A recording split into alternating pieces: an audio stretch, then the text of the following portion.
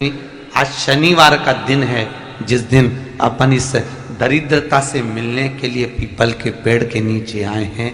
हिंदू धर्म में ये दिन पीपल के वृक्ष के लिए पूजनीय होगा। जो भी शनिवार के दिन पीपल के वृक्ष की पूजन करेगा, दूध चढ़ाएगा या मिष्ठान का भोग लगाएगा, लक्ष्मी और नारायण उसके घर में प्रवेश कर जाएगा।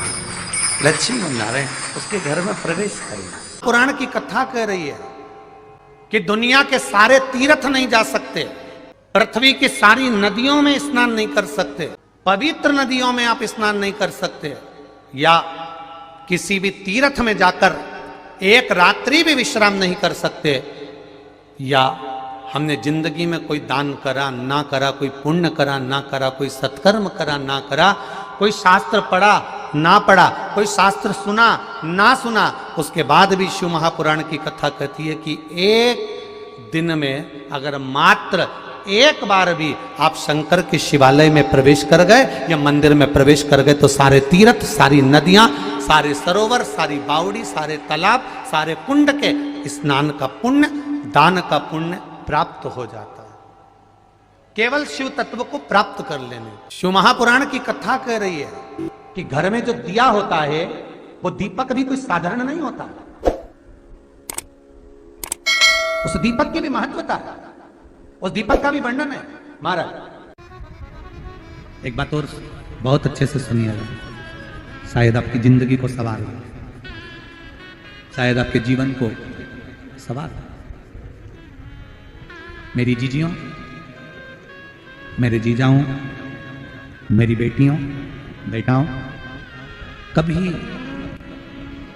कभी मौका लगे शंकर भगवान के शिवलिंग के पास में आप बैठे हैं।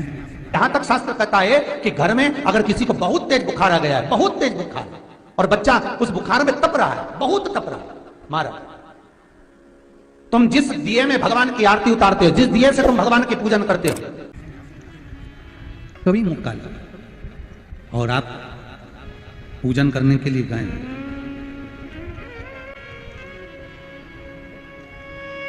कभी पूजन करने के लिए, और आपको शंकर भगवान के शिवलिंग के पास में या शंकर भगवान के शिवलिंग के ऊपर कनेर का अगर पीला फूल देखा है ना आप लोगों ने, अरे बोलो तो जमके, देखा है? कनेर का यदि पीला फूल शिवलिंग के आसपास में या शंकर भगवान के ऊपर कहीं रखा हुआ भी दिख जाए, विषम परिस्थिति हो, बहुत हिम्मत ना हारते हुए, तभी भगवान अकेले में एकांत में आप पहुंचे उनके पूजन के लिए, कनेर का पुष्प वहां रखा है, चाहे वो जलाधारी पर रखा हो, चाहे वो शिवलिंग के पास में रखा हो, शिवलिंग पर रखा हो, उस कनेर के पुष्प को अगर आप 5 जगह का स्पर्श कराकर अपने हृदय की बात कहकर वापिस महादेव को समर्पित कर देते हो तो भी मेरा महादेव तुम्हारे दुख का निवारण कर देगा। अब वो 5 स्थान, वो 5 स्थान, पहला गणेश जी, गणेश जी का जो स्थान होता है वह जगह, दूसरा षडानंद कार्तिक,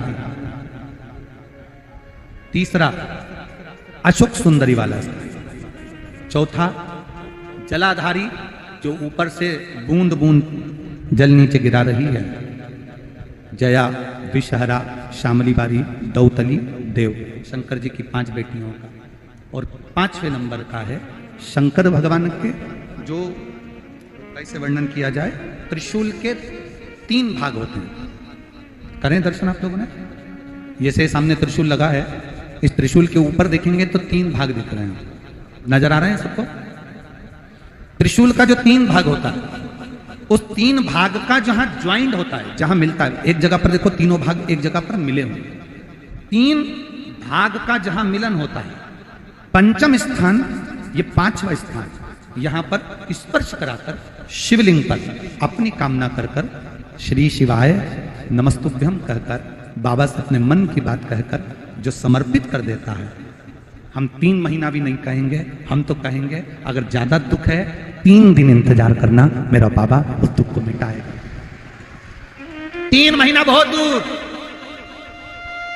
पर करना है दिल से।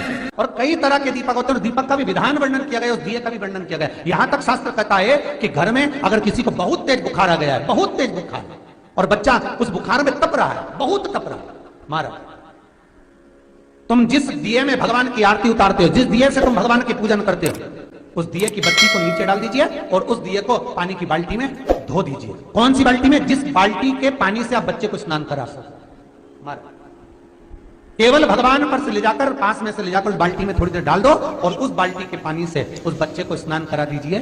15 से 20 मिनट, आधा घंटा लगेगा बच्चे का। बड़ी बेचैन दिख रही हो तुम, क्या बात है? पार्वती जी कहती है, देवव्रत, कश्मीर प्रदेश का एक भक्त देवव्रत बेलपत्री के वृक्ष के नीचे बैठकर आपका मंत्र जाप कर रहा। मैं आपको जगाना नहीं चाहती थी, पर बेलपत्री के वृक्ष के नीचे लक्ष्मी झाड़ू लगाती है, सरस्वती वीणा बजाती है, इंद्राणी उस बेलपत्री के वृक्ष के नीचे जल का सिंचन करती है, 33 कोटि देवी देवता उस बेलपत्री के वृक्ष की जड़ में विराजमान होते हैं। इसलिए देवव्रत एक बार पंचाक्षर मंत्र बोलता है तो वो 33 करोड़ बार गिना जाता है, ऐसा बेलपत्री का वृक्ष होता है। बेलपत्री के वृक्ष के नीचे एक बार अगर भगवान का नाम लिया जाता है तो वो 33 करोड़ बार, 33 कोटि बार गिना जाता है। एक मंत्र केवल नमः शिवाय, ओम नमः शिवाय, नमः शिवाय, ओम नमः शिवाय, 33 कोटि बार गिना है, 33 कोटि। कितना सुंदर लिखा है। फिर वही वाली बात आ गई जो पहले कथा में कहा, अपने लिए अच्छा वाला घी छाट के लाना, अच्छी कंपनी का लाना, और जब यज्ञ करने बैठे, पूजन करने बैठे, हवन करने बैठे, भगवान का कोई पाठ पूजन करवाई, पूजा वाले दुकान पे बोलना कि पूजा का घी चाहिए। तो वो पूजा का सामान बेचने वाला भी चतुर था, उसने पूजा का ही घी दिया। तो इन्होंने पूछा, भैया ये घी कितने का? तो क्या 80 रुपए का? तो 80 रुपए का आधा किलो? तो क्या पूजा का है? भारत की भूमि पर, इस मृत्यु लोक में, पूरे विश्व में ऐसे कई घर हैं जिनके घर में गुजारा करने के भी आफत है। पहनने के कपड़े नहीं, किसी के यहां पर भोजन नहीं, किसी के यहां जमीन नहीं, किसी के यहां दुकान नहीं, कोई पूरी जिंदगी किराए के मकान में निकाल देता है। नहीं, मेरा एक निवेदन है, इस कथा को जितने छत्रपति संभाजी नगर के श्रोता भाई बहन श्रवण कर रहे हैं उनसे निवेदन करूंगा, आप हाथ का ठेला लगा रहे हो, सब्जी का ठेला लगा रहे हो, फल का ठेला लगा रहे हो, धक्के की जिंदगी जी रहे हो, दरवाजे पर बैठे हो, कहीं ना कहीं तुम दास्य भाव की जिंदगी जी रहे हो, तकलीफ में जिंदगी जी रहे हो, बहुत दुख की जिंदगी जी रहे हो, बहुत कष्ट की जिंदगी जी रहे हो, उनसे केवल निवेदन करूंगा, 3 महीने 2 जगह पर जल चढ़ाना प्रारंभ कर दीजिए, केवल 3 महीने। एक शंकर भगवान के शिवलिंग पर, दूसरा बेलपत्री के पेड़ के नीचे, 2 जगह पर जल चढ़ाना 3 महीने लगातार चालू कर दो, बाबा तुम्हारा हाथ पकड़कर तुम्हें उन्नति की सीढ़ी पर चढ़ा देगा। हमें कोई चमत्कार करना नहीं आता, और ना हम कोई तंत्र विद्या या मंत्र विद्या जानते हैं, ना हमारे पास में बेल है, ना हमारे पास में भभूति है, हमारे पास में तो केवल शिव का नाम है। आप श्री शिवाय नमस्तुभ्यम बोलो, ओम नमः शिवाय बोलो, नमः शिवाय बोलो, चाहे महामृत्युंजय मंत्र बोलो, उसका स्मरण करते करते भगवान शंकर के शिवलिंग पर जल, और उसी पात्र में जो जल तुमने शंकर जी को चढ़ाया है उसमें से बचा हुआ थोड़ा सा जल बेलपत्री के पेड़ के नीचे चढ़ाना प्रारंभ कर दो। अलग से बेलपत्री के पेड़ के नीचे चढ़ाने के लिए अलग से लोटा भर के जल जरूरत नहीं पड़ेगी। जो तुमने शिव जी को जल चढ़ाया, जो तुमने देवादिदेव महादेव को जल चढ़ाया, बस उसी पात्र का जल शंकर जी को चढ़ाओ, उसमें से बचा हुआ थोड़ा सा जल बेलपत्री के वृक्ष के नीचे चढ़ाना प्रारंभ करना। कौन सा बेलपत्री का वृक्ष? जिसकी छाया आपके ऊपर आ रही हो। शिव महापुराण बड़ी सुंदर बात कहता है, ध्यान दीजिएगा। जिस बेलपत्री का पौधा तुम्हारे सिर का, और ये दोनों हाथ ऊपर कर लो, अपन खड़े हुए और खड़े होकर दोनों हाथ ऊपर करे, इतना बड़ा बेलपत्री का पौधा है, उस बेलपत्री के पौधे की पत्ती को कभी तोड़कर शंकर जी को नहीं चढ़ाना चाहिए। ध्यान रखना, कितना बड़ा पौधा। आप खड़े हो जाओ और खड़े होने के बाद आपका हाथ ऊंचा कर लेना। इतना बड़ा पौधा है, उस पौधे की पत्ती बेलपत्री को तोड़कर शंकर भगवान को कभी नहीं चढ़ाना। शंकर भगवान को उस बेलपत्री को, उस वृक्ष की पत्ती को तोड़ना चाहिए जो वृक्ष तुम्हारे हाथ से थोड़ा सा ऊंचा हो, जिसके लिए तुम्हें हाथ और ऊंचा करना पड़ रहा हो। जैसे एक बच्चा अपनी मां की गोद में बैठने के लिए दोनों हाथों से उचकता है, आवाज लगाता है, उचकता है, आवाज लगाता है, हाथ ऊपर करता है, तो मां उस बच्चे को गोदी में ले लेती है। उसी तरह उस बेलपत्री के वृक्ष की पत्ती तोड़ना चाहिए जिसने थोड़ी उन्नति कर ली हो, जो थोड़ा ऊंचा हो गया हो। तुम उसको पाने का प्रयास करो तो भगवान भी तुम्हें अपनी गोदी में ले ले। ऐसे वृक्ष की पत्ती तोड़। अब तुम छोटा सा पौधा, बिल्कुल जरा सा पौधा, उसी की पत्ती तोड़कर महादेव को चढ़ाओगे, ये श्रेष्ठता नहीं। यदि बेलपत्री का पेड़ आपके यहाँ है और मान लो कई लोग बेलपत्री गमले में लगाते हैं या छत के ऊपर लगा देते हैं, बेलपत्री का वृक्ष जो होना चाहिए वो घर के ठीक पीछे के भाग में, पीछे के भाग। या बेलपत्री का वृक्ष अगर पीछे नहीं है तो आप अपने घर से जब बाहर निकलते हैं तो राइट हैंड की ओर बेलपत्री का वृक्ष होना चाहिए। आप जब घर से प्रवेश कर रहे हैं, बाहर की ओर निकल, वो सुख का अनुभव करा। यदि घर से निकलते समय बेलपत्री का पेड़ लेफ्ट में अगर आता है, आप जिस घर से निकल रहे हो लेफ्ट में अगर बेलपत्री का पेड़ आता है तो आप 1 रुपए कमाएंगे, 1.25 रुपए खर्च होगा, पैसा हाथ में टिकेगा नहीं। घर में 10 लोग भी कमा रहे हैं तो पैसा घर में दिखेगा नहीं, आएगा जरूर, सारे काम होंगे पर टिकेगा नहीं। यदि लेफ्ट में राइट भाग का बेलपत्री, सुख का अनुभव। बेलपत्री का वृक्ष घर में लगाओ तो घर के पीछे के हिस्से में लगाना चाहिए, और ऐसी जगह नहीं लगाना कि जहां पर बेलपत्र में गंदा पानी जाए या कोई गंदी वस्तु उसके नीचे पड़े। 33 करोड़ देवी देवता बेलपत्री के पेड़ के नीचे सोमवार के दिन, कोई रविवार के दिन, कोई मंगलवार, कोई बुधवार, कोई गुरुवार, कोई शुक्रवार, कोई शनिवार के दिन बेलपत्री के नीचे आकर 33 करोड़ देवी देवता हो तप करते हैं, साधना करते हैं।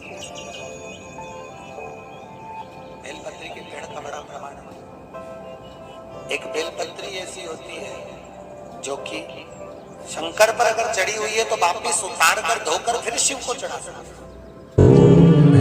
किसी व्यक्ति से कोई काम करवाना है, वो काम नहीं कर रहा, कोई फाइल आगे नहीं बढ़ रही है, कोई कार्य अटक रहा है, या फिर कहीं रुपया पैसा अटक गया हो, नहीं निकल रहा हो, तो एक जल के पात्र में जल भरकर 5 बेलपत्री शिव जी को समर्पित कर कर कुंदकेश्वर महादेव का नाम लेकर एक सफेद पुष्प बेलपत्री के ऊपर जो शिव जी को चढ़ाई है उस पर समर्पित कर कर जल जो लेकर गए हो, अपनी उस कामना को कर कर कि मेरा ये कार्य अटक रहा है, ये कार्य नहीं हो रहा, कुंदकेश्वर महादेव का नाम लेकर धीरे धीरे जल की धार चढ़ाइए। और एक बात हमेशा याद रखना, फिर निवेदन कर रहे हैं, अच्छे से समझ लेना, शंकर जी पर जब जल चढ़ता है, शिव जी का जब अभिषेक होता है, शंकर जी पर जब जल चढ़ाया जाता है, दूध चढ़ाओ, जल चढ़ाओ, कुछ भी चढ़ाओ, पर एक बात का स्मरण अपने जीवन में होना कि इतने ऊपर से मत चढ़ाना कि जल चढ़े और छींटे आपके ऊपर।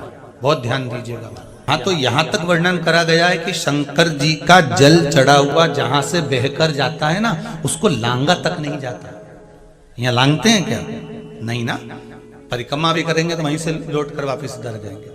शिव जी का जहां से जल बहकर जा रहा हो, चढ़ा हुआ जल जहां से बहकर जा रहा हो, उसको लांगा तक नहीं जाता। और कई लोग बड़े बड़े आनंद में शंकर जी पे इतनी ऊपर से जल चढ़ाएंगे तो वो छींटे पूरे अपने ऊपर आना चाहिए, शरीर पर आना चाहिए। नहीं नहीं, उसका दोष है हमारा, उसका दोष है। आप भगवान को अगर जल चढ़ाओ, दूध चढ़ाओ, तो मान लो अगर जैसे एक सरल भाषा में समझ लो और अच्छे से, कि जैसे ये शिवलिंग है, शंकर जी का ये शिवलिंग है। और आप जल चढ़ा रहे हो तो इतनी ऊपर से छोड़ोगे तो पानी का छींटा तो अपने ऊपर आएगा, पर वही जल, वही दूध, वही सामग्री आप शिवलिंग से थोड़ी सी दूरी बनाकर अगर आप समर्पित करेंगे तो बाबा उसको स्वीकार भी करता है और आनंद की अनुभूति भी होती है। कार्य में सिद्धता भी आती है, कार्य में उसकी सिद्धता भी